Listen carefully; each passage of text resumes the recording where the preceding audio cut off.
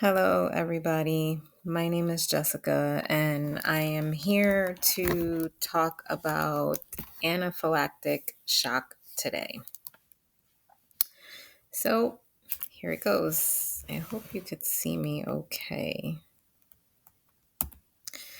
So, some objectives for tonight. By the end of this lecture, you should be able to identify what anaphylactic shock actually is. I want you to know different symptoms of anaphylaxis. I want you to also understand how anaphylaxis works inside the body. We're also going to know how to treat anaphylaxis. And I also have a lesson for a skill station afterwards that will show you how to administer epinephrine step by step, and also understanding what distributive shock is. So that's what a form of anaphylactic shock. So, what is anaphylactic shock? So, anaphylactic shock is a severe and life threatening immune system reaction to an antigen that a person may or may not have been previously exposed to. So, that's pretty important to know because a lot of people think that you have to have a known allergy to something. Not true at all. You can go to sleep tonight and not be allergic to peanuts and wake up tomorrow and be allergic to peanuts and eat a Snickers bar and chaos will happen. So you don't necessarily have to be allergic to something. It can be a new allergy, and you can still go into anaphylactic shock.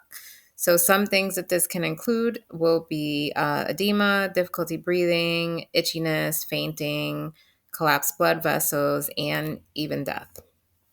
And anaphylactic shock is a type of shock. It is a distributive shock. And we'll get into that a little more. So, what is distributive shock? So, distributive shock is a type of shock where there's a significant drop in blood pressure due to excessive vasodilation. So, think of, sorry, let me get comfortable here. Your veins have blood going through them, and basically, your veins kind of just open up and the blood just starts pouring through everywhere in your body, which now decreases your blood pressure. And that's called vasodilation. That is what is happening when you have a distributive shock, also anaphylactic shock, because that's what it is.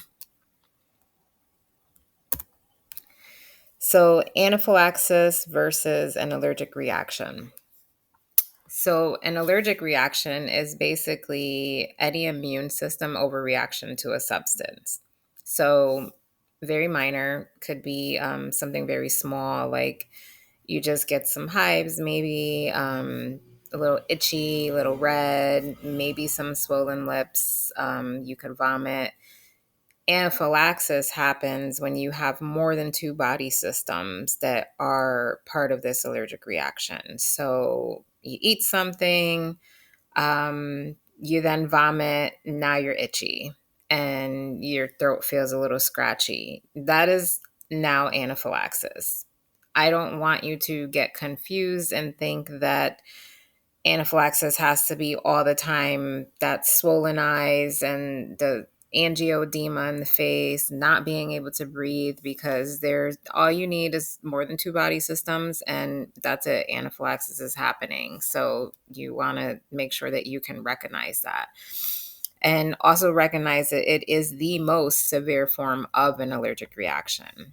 And again, just some examples of what you can feel: hives, itching, flushed, pale skin, low blood pressure, constriction of your airways, swollen tongue or throat, weak and rapid pulse, nausea, vomiting, diarrhea, dizziness, or fainting. So here's your stages of anaphylaxis, like I said kind of in the previous slide. So you start with your allergic reaction. This is where you get your exposure to the antigen. Your initial symptoms happen very mild stage at this point. You can have a skin rash or you can get hives. They can be all over. They can be localized to one area of the body. That's your first step of anaphylaxis. Then you start to have the symptoms that are worsening. That's when you start to see swelling of the face, aka angioedema. You may have some swelling of the lips, throat. You can have difficulty swallowing. And then you go into your anaphylactic shock, whereas you have more than your two body systems are involved. Now you have your low blood pressure. Sorry, I spelled weak wrong.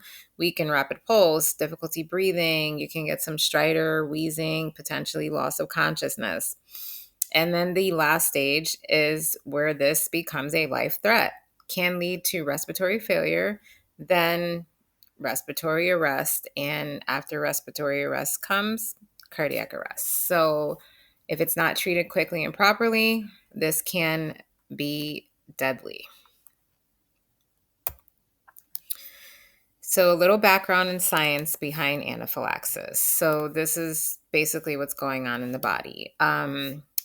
So the body's immune system recognizes that there's an allergen, starts releasing antibodies that want to target that allergen. So you eat something, touch something, and the immune system says, I don't like this. This is not supposed to be in my body. So it starts releasing things because it wants to get rid of this foreign thing in its body that it does not like.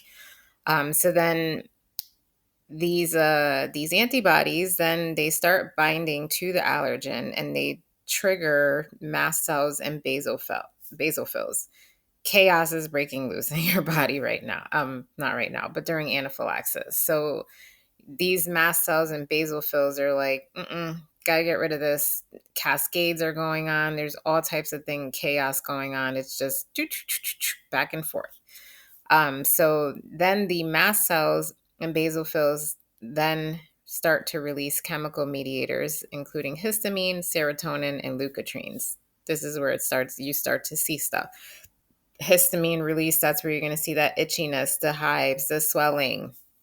Then your blood vessels start to dilate, leading to the fluid leakage, which causes that hypotension, that tachycardia, and it can also cause constriction of smooth muscles in the airway.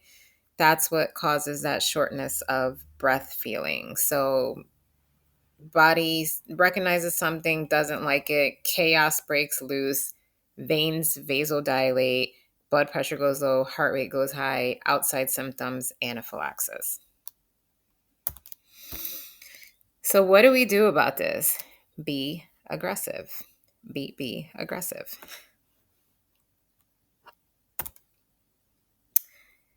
Medication used to treat anaphylaxis.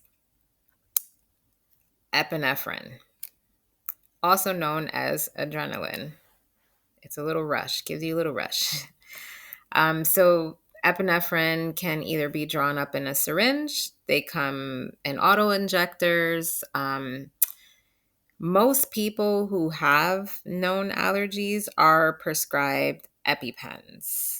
So if you are going to use the EpiPen, please make sure that you're going through your 9 rights of medication and that EpiPen does belong to them. Couple doses of epinephrine. You have your adult dose, which is 0.3 milligrams, and you have your pediatric dose, which is 0.15 milligrams. That's what you're going to administer, hopefully in the thigh, and we will go through this in our little skills section. If you can't get to the thigh, then you got to do what you got to do and put it in the arm. So just know that epinephrine is your first line of treatment for anaphylaxis. Do not try to give another medication.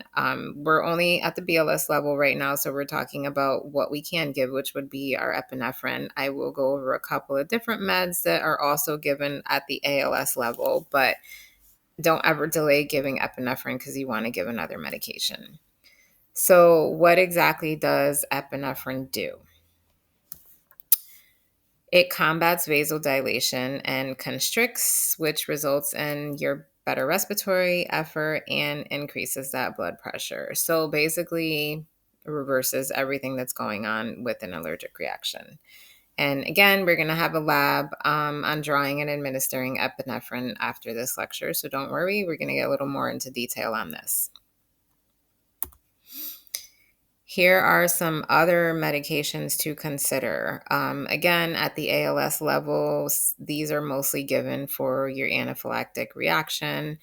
Um, most of these, probably not going to give at a BLS level, but you're definitely going to give epinephrine. That is a national medication that is given by all EMTs, as far as I know. So you have antihistamines, aka Benadryl. Um, your numbers are going up. That's funny. This basically works to combat your symptoms that are your hives, your itching, your flushing, that initial allergic reaction-y stuff. Then you have steroids, which steroids at the end of the day, they help reduce inflammation. And again, this is used in conjunction with epinephrine. Please do not replace epinephrine with any of these medications because you will not get the same effect.